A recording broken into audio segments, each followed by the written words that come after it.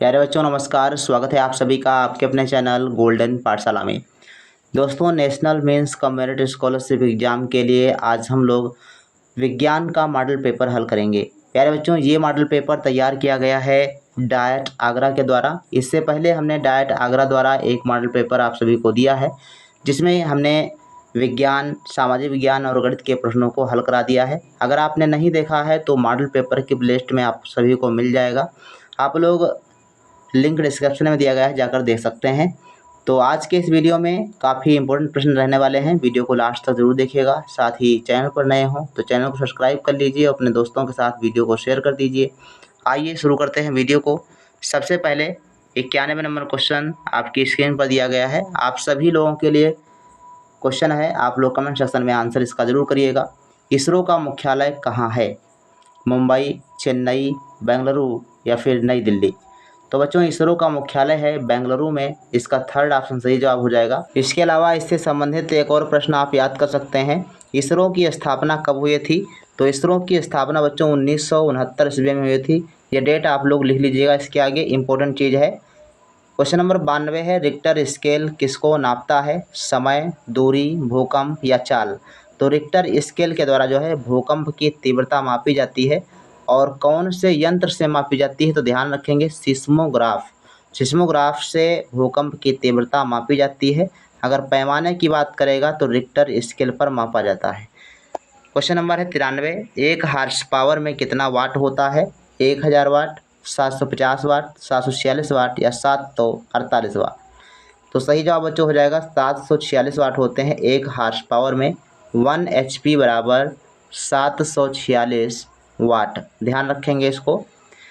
Question number 94 है, जल का घनत्व किस ताप पर सबसे अधिक होता है? -10 degree centigrade, 4 degree centigrade, 10 degree centigrade या फिर -4 डिग्री सेंटीग्रेड? तो राइट आंसर बच्चों सेकेंड ऑप्शन है, 4 डिग्री सेंटीग्रेड पर सर्वाधिक घनत्व होता है जल का। 95 नंबर क्वेश्चन है, 100 न्यूटन के बल द्वारा 5 वर्ग मीटर क्षेत्रफल पर लगाया गया दाब होगा।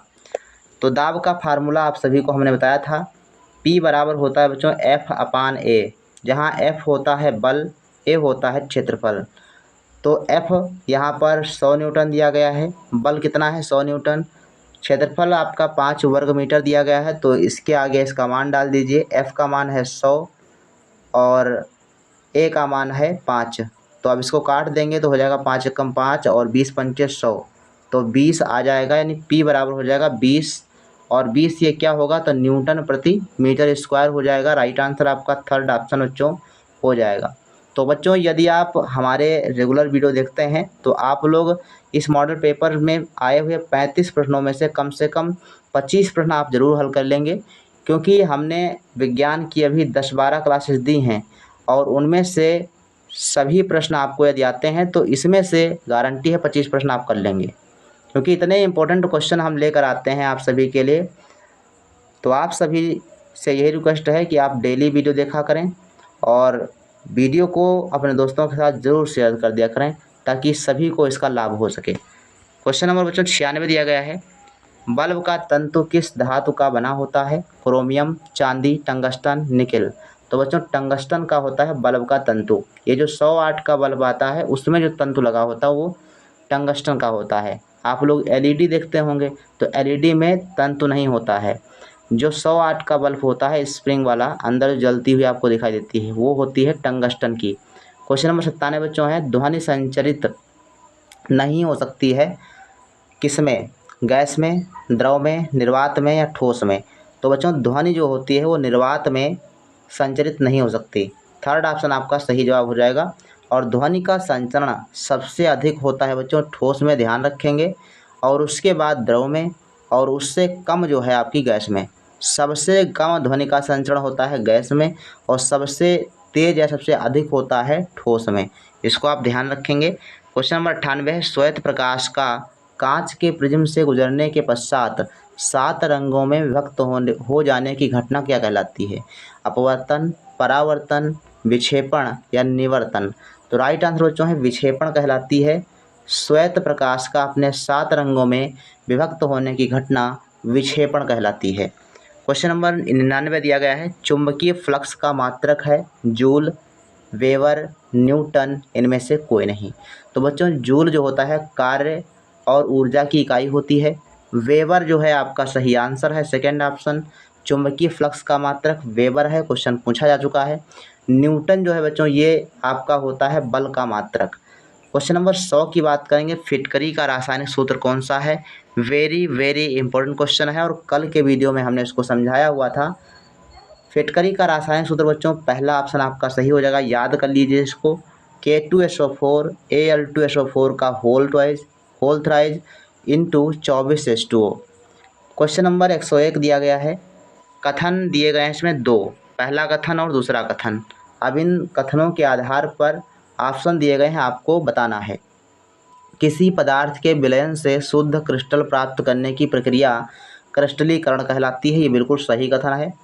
दूसरा कथन दिया गया, क्रिस्टलीकरण भौतिक परिवर्तन का उदाहरण है, तो बच्चों ये भी सही है। राइट आंसर आपका दोनों सत्य वाला हो जाएगा, तो दोनों कथन सत्य हैं, थर्ड ऑप्शन में आपका सही जवाब हो जाएगा। अब यहाँ पर देखो बच्चों, क्रिस्टलीकरण क्या होता है। क्रिस्टलीकरण होता है, मान लो कोई द्रव है, उसमें कोई चीज़ मिली हुई है, तो उसको गर्म करके या किसी तरीके से उसके क्रिस्टल प्राप्त करना, ठीक है। तो उसमें जो है कोई भी रासायनिक परिवर्तन नहीं होता है, सिर्फ भौतिक परिवर्तन उसमें होता है। तो राइट आंसर आपका बच्चों थर्ड ऑप्शन हो जाएगा, दोनों सत्य हैं। इसके बाद है क्वेश्चन नंबर 102, मिश्र धातु पीतल किन किन धातुओं से मिलकर बनी है। तांबा एवं जस्ता, तांबा एवं टिन, सीसा एवं टिन। तो बच्चों पीतल जो है वो तांबा और जस्ता को बच्चों जिंक कहा जाता है, इसका सूत्र Zn होता है। और तांबा जो होता है इसको कॉपर कहा जाता है, इसका जो सूत्र होता है यानी जो चिन्ह होता है वो संकेत जो होता है वो Cu होता है। तो तांबा और जस्ता से मिलकर क्या बन जाता है, पीतल धातु बन जाती है। आप ध्यान रखेंगे, इसको इम्पोर्टेंट चीज़ है, कई बार प्रश्न पूछा भी जा चुका है।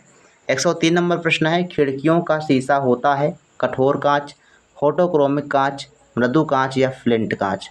तो बच्चों इसमें आपका राइट आंसर हो जाएगा थर्ड ऑप्शन, मृदु कांच होता है, खिड़कियां बनाने के लिए इसका उपयोग किया जाता है। फोटोक्रोमिक कांच की बात करें तो ये चश्मे में उपयोग की जाती हैं। चश्मे जो आपके प्रकाश वाले होते हैं, धूप वाले चश्मे, उनमें फोटोक्रोमिक कांच का इस्तेमाल किया जाता है।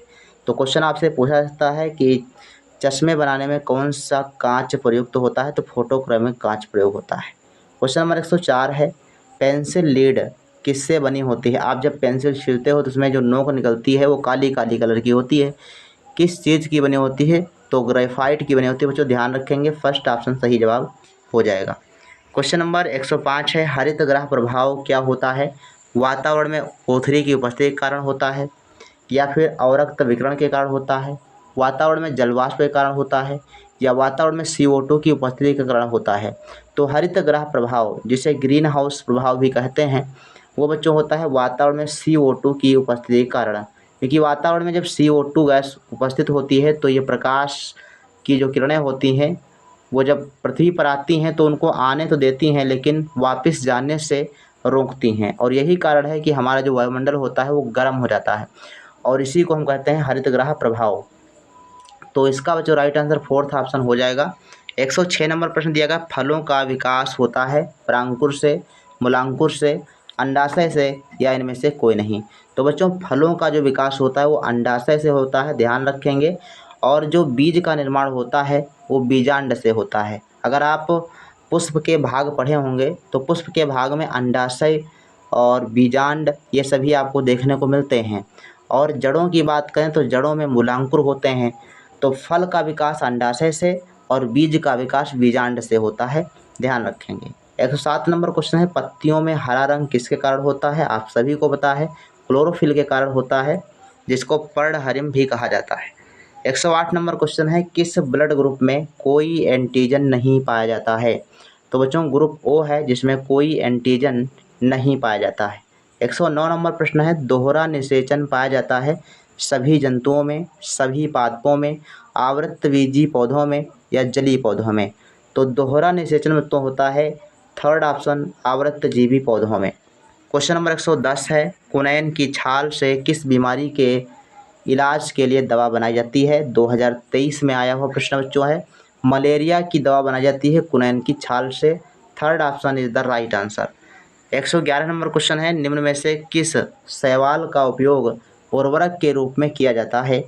यूलोथ्रिक्स, एजोला शैवाल या पॉलीसाइफोनिया शैवाल या नॉस्टॉक? तो नॉस्टॉक का इस्तेमाल किया जाता है। इसका फोर्थ ऑप्शन बच्चों सही है। क्वेश्चन नंबर 112 है, निम्न में से कौन सा हाइड्रोजन का आइसोटोप है? तो कल ही हमने बताया था वीडियो में, आइसोटोप यानी अगर हिंदी में बात करें तो समस्थानिक होता है। तो समस्थानिक हाइड्रोजन के तीनों दिए गए हैं, प्रोटियम, ड्यूटेरियम और ट्राइटियम। ये प्रोटियम का सूत्र होता है 1H1 और ड्यूटेरियम का होता है 1H2 और ट्रिटियम का होता है 1H3। ठीक, और ये तीनों जो है हाइड्रोजन के समस्थानिक होते हैं, याद रखेंगे। क्वेश्चन नंबर 112 का राइट आंसर फोर्थ ऑप्शन है। क्वेश्चन नंबर 13 है, HIV किस रोग से संबंधित है?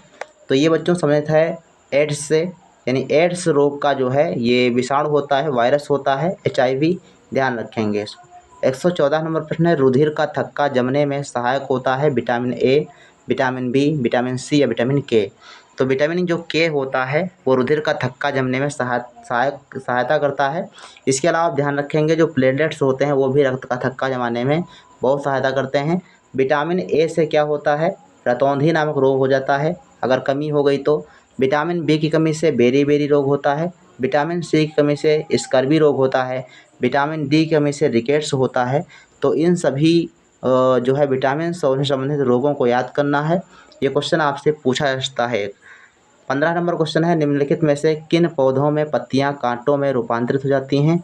तो ये बच्चों होता है मरुस्थलीय पौधों में। सेकंड ऑप्शन आपका सही जवाब हो जाएगा। जैसे आप नागफनी के पौधे को देखते हैं या बबूल का पौधा होता है, तो पत्तियां क्या होती हैं? कांटों के रूप में परिवर्तित हो जाती हैं। क्वेश्चन नंबर 16 है, निम्नलिखित में स्टोरेज डिवाइस है मॉनिटर, कीबोर्ड, हार्ड डिस्क या फिर स्कैनर? तो स्टोरेज डिवाइस जिसमें मेमोरी जिसको कहते हो या जिसमें कोई भी डाटा सेव होता है तो वो स्टोरेज डिवाइस होती है। तो इसमें आपका थर्ड ऑप्शन सही हो जाएगा, हार्ड डिस्क। हार्ड डिस्क किसे कहते हैं? जो आपकी CD होती है ना, कॉम्पैक्ट डिस्क, उसी प्रकार से हार्ड डिस्क होती है। मॉनिटर जो है आपका जिस पे डिस्प्ले लगी होती है वो आपका क्या हो जाता है? वो आपका होता है आउटपुट डिवाइस, यानी हमको दिखा देता है। कीबोर्ड जो है ये इनपुट डिवाइस होता है। स्कैनर जो है ये आपका इनपुट डिवाइस होता है। क्वेश्चन नंबर 117 दिया गया है, घड़ी में चाबी देने पर कौन सी ऊर्जा एकत्रित होती है?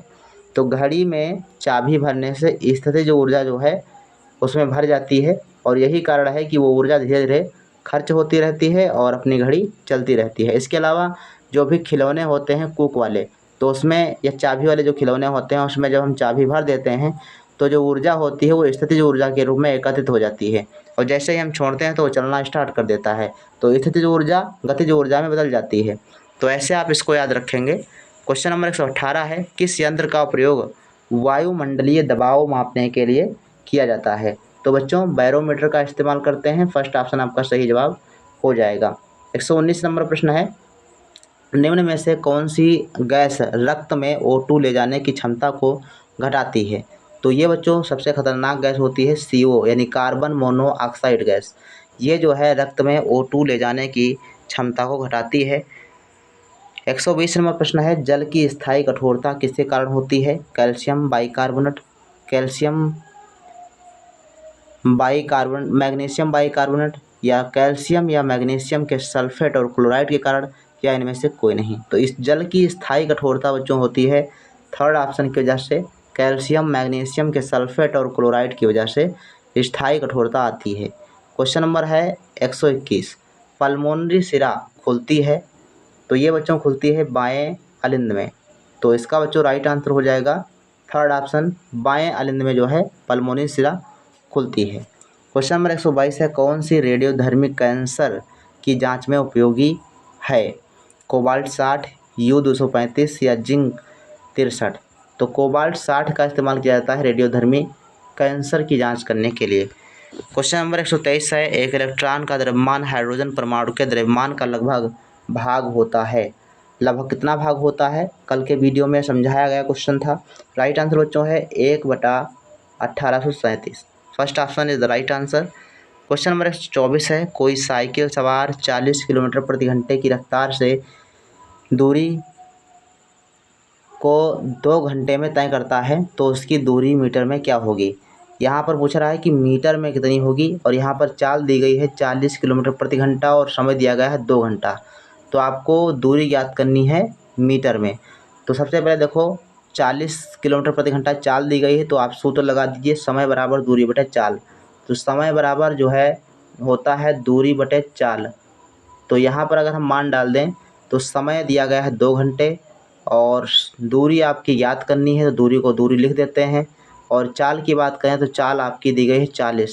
तो इस हिसाब से अगर हम गुणा कर देंगे तो 2 से 40 का गुणा हो जाएगा, अर्थात दूरी बराबर समय गुणे चाल होता है। तो 40 दूना 80, यानी दूरी बराबर हो जाएगा 80 किलोमीटर। अब 80 किलोमीटर को अगर हम मीटर में बदलें तो इसको हम 1000 से गुणा करेंगे। तो 80 गुणे 1000 बराबर हो जाएगा आपका 80,000, है ना। 80 गुणे 1000 बराबर 80,000 आपका राइट आंसर थर्ड ऑप्शन बच्चों हो जाएगा। इसके बाद है क्वेश्चन नंबर 125 और वीडियो का लास्ट प्रश्न बच्चों है, समतल दर्पण में आपतन कोण परावर्तन कोण के बीच संबंध होता है।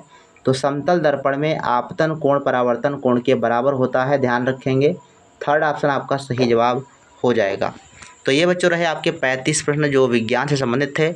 और आज का वीडियो हमने बहुत ही अच्छे से पढ़ाने का प्रयास किया है। आप लोग वीडियो कैसा लगा आप सभी लोग लाइक और कमेंट जरूर कीजिएगा। साथ में कितने क्वेश्चन आपके 35 में सही हुए हैं आप लोग कमेंट सेक्शन में ज़रूर लिखिएगा। मिलते हैं फिर नेक्स्ट वीडियो में, तब तक के लिए धन्यवाद। जय हिंद, वंदे मातरम।